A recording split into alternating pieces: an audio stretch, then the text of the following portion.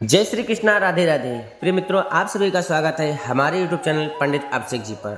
तो प्रिय मित्रों, आज हम कार्तिक माह महात्म्य पहला अध्याय का प्रारंभ करते हैं और आपको बताते हैं कि क्या कथा है इसकी। तो प्रथम अध्याय में यह पंक्ति में जो बोल रहा हूँ, आप सभी लोग इसको ध्यान से सुनिए। मैं सिमरो माता शारदा, बैठे जिह्वा आए, कार्तिक मास की कथा लिखे कमल हर्षाए।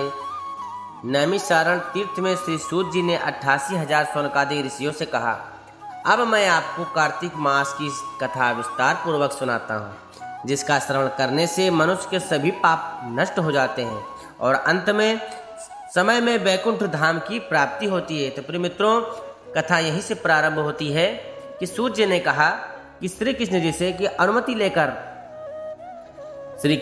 अनुमति लेकर देवर्षि नारद के चले जाने के पश्चात सत्यभामा प्रसन्न होकर भगवान कृष्ण से बोली, हे प्रभु, मैं धन्य हुई, मेरा जन्म सफल हुआ।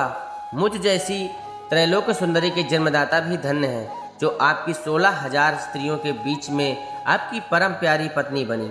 मैंने आपके साथ नारद जी को वह कल्पवृक्ष आदि पुरुष विधि पूर्वक दान में दिया, परंतु वही कल्पवृक्ष मेरे घर लहराया करता है। यह बात मृत्युलोक में किसी स्त्री को ज्ञात नहीं है। हे त्रिलोकीनाथ, मैं आपसे कुछ पूछने की इच्छुक हूँ, कुछ पूछना चाहती हूँ। आप मुझे कृपया कार्तिक महात्म्य की कथा विस्तार पूर्वक सुनाइए, जिसको सुनकर मेरा हित हो और जिसके करने से कल पर्यंत भी आप मुझसे विमुख न हो।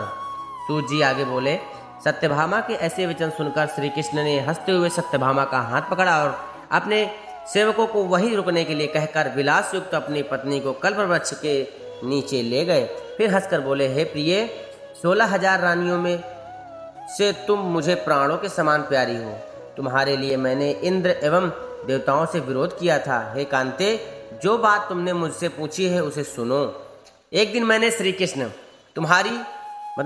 कह रहे हैं कि एक दिन मैंने तुम्हारी इच्छा पूर्ति के लिए गरुड़ पर सवार होकर इंद्रलोक जाकर कल्पवृक्ष मांगा। सत्यभामा से कह रहे हैं, तो इंद्र द्वारा मना किए जाने पर इंद्र एवं गरुड़ में घोर संग्राम हुआ और गोलोक में वे गरुड़ जी गौओं से युद्ध किया।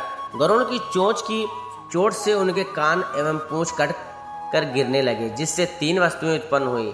कान से तंबाकू, पूंछ से गोभी और रक्त से मेहंदी बनी। इन तीनों का प्रयोग करने वाले को मोक्ष नहीं मिलता। तब गौओं ने भी क्रोधित होकर गरुड़ पर वार किया, जिससे उनके 3 पंख टूटकर गिर गए। इनके पहले पंख से नीलकंठ, दूसरे से मोर और तीसरे से चकवी उत्पन्न हुए। हे प्रिय, इन तीनों का दर्शन करने से मात्र से ही शुभ फल प्राप्त हो जाता है। यह सुनकर सत्यभामा ने कहा, हे प्रभु, कृपया मुझे मेरे पूर्व जन्मों के विषय में बताइए कि मैंने पूर्व जन्म में कौन कौन से दान, व्रत व जप नहीं किए हैं। मेरा स्वभाव कैसा था, मेरे जन्मदाता कौन थे और मुझे मृत्युलोक में जन्म क्यों लेना पड़ा। मैंने ऐसा कौन सा पूर्ण कर्म किया था जिससे मैं आपकी अर्धांगिनी हुई। श्री कृष्ण ने कहा, हे प्रिय, अब मैं तुम्हारे द्वारा पूर्व जन्म में किए गए पूर्ण कर्मों को विस्तार पूर्वक कहता हूँ, सुसे सुनो। पूर्व समय में सतयुग के अंत में मायापुरी में अत्रि गोद में वेदांत का ज्ञाता देव शर्मा नामक एक ब्राह्मण निवास करता था। वह प्रतिदिन अतिथियों की सेवा, हवन और सूर्य भगवान का पूजन किया करता था। वह सूर्य के समान तेजस्वी था। वृद्धावस्था में उसे गुणवती नामक कन्या की प्राप्ति हुई। उस पुत्रहीन ब्राह्मण ने अपनी कन्या का विवाह अपने ही चंद्र नामक शिष्य के साथ कर दिया। वह चंद्र को देखकर चंद्र को अपने पुत्र के समान मानता था और चंद्र भी उसे अपने पिता के भांति सम्मान देता था। एक दिन वे दोनों कुश व समिधा लेने के लिए जंगल में गए। जब वे हिमालय की तलहटी में भ्रमण कर रहे थे, तब उन्हें एक राक्षस आता हुआ दिखाई दिया। उस राक्षस को देखकर भय के कारण उनके अंग शिथिल हो गए और वे वहां से भागने में भी असमर्थ हो गए। तब उस काल के समान राक्षस ने उन दोनों को मार डाला। चूंकि वे धर्मात्मा थे, इसलिए मेरे पार्षद उन्हें मेरे वैकुंठ धाम में मेरे पास ले आए। उन दोनों द्वारा आजीवन सूर्य भगवान की पूजा किए जाने के कारण मैं दोनों पर अति प्रसन्न हुआ। गणेश जी, शिव जी, सूर्य एवं देवी, इन सब की पूजा करने वाले मनुष्य को स्वर्ग की प्राप्ति होती है। मैं एक होता हुआ भी काल और कर्मों को भेद से 5 प्रकार का होता हूँ। जैसे श्री कृष्ण भगवान बोल रहे हैं कि जैसे एक देवदत्त पिता, भ्राता आदि नामों से पुकारा जाता है। जब वे दोनों विमान पर आरूढ़ होकर सूर्य के समान तेजस्वी रूपमान चंदन की माला धारण किए हुए मेरे भवन में आए तो वे दिव्य भोगों को भोगने लगे।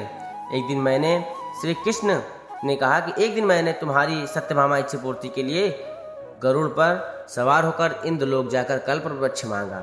यह कथा थी पहले अध्याय की। तो प्रिय मित्रों, वीडियो अच्छे लगे तो चैनल को सब्सक्राइब करें। जय श्री कृष्णा, राधे राधे। मिलते हैं अगले अध्याय में।